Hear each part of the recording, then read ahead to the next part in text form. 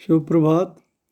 तो इस कालरात्रि चैनल पर सभी हिंदी सीखने वालों का स्वागत है। आज का जो विषय है, टॉपिक है हमारा, वो है श्रुत भाव ग्रहण, लिसनिंग कम्प्रीहेंशन। श्रुत भाव ग्रहण या लिसनिंग कम्प्रीहेंशन।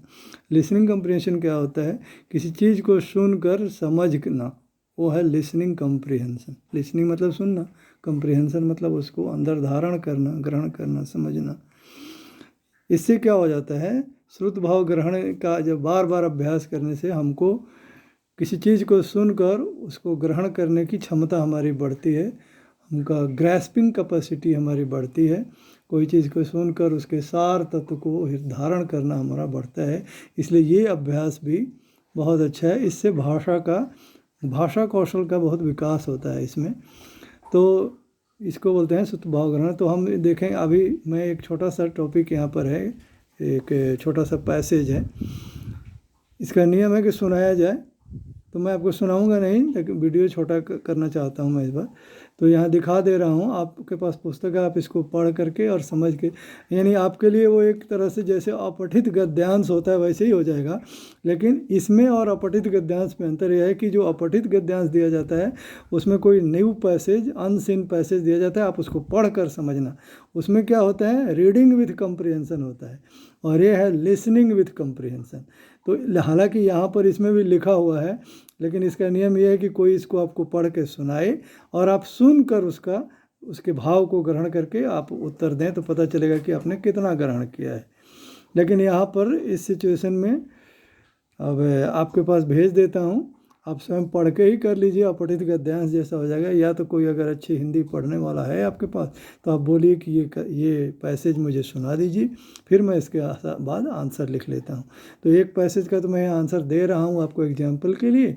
इसके बाद एक पैसेज है जिसको आप सुन करके या पढ़ करके, अगर कोई सुनाने वाला नहीं है तो स्वयं पढ़ करके आप उसके आंसर लिख दीजिएगा। तो इसको हम श्रुत भाव ग्रहण कहते हैं। थोड़ा अभी पुस्तक की ओर एक बार केंद्रित कर लेते हैं थोड़ा सा। तो ये है श्रुत भाव ग्रहण, लिसनिंग कम्प्रीहेंशन। सुनकर किसी बात को समझना श्रुत भाव ग्रहण कहलाता है। ये श्रुत भाव ग्रहण से क्या हो जाता है, इससे हमको क्या क्या चीज़ों का विकास होता है कि किसी कहानी, घटना, सूचना, उद्घोषणा, वार्तालाप, ये सब सुनकर उससे संबंधित प्रश्नों के उत्तर देना श्रुत भाव क्रियाकलाप कहलाता है। उदाहरण के लिए अभ्यास इस प्रकार हो सकते हैं कि सामान्य गति से एक बार सामग्री पढ़कर सुनाइए।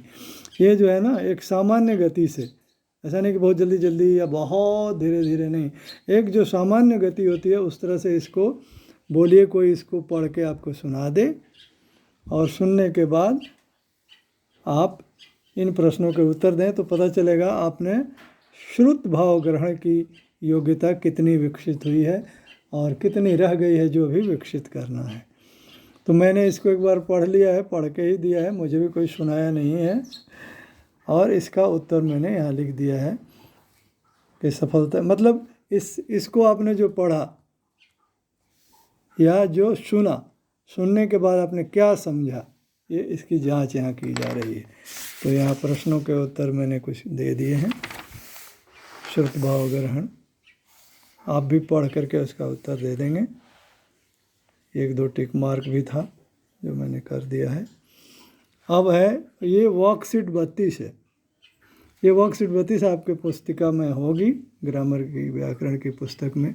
उससे ये जो पैसेज है इसको आप सुनिए किसी से। नहीं सुनाने वाला कोई है तो कोई बात नहीं, आप स्वयं इसे पढ़ लीजिए।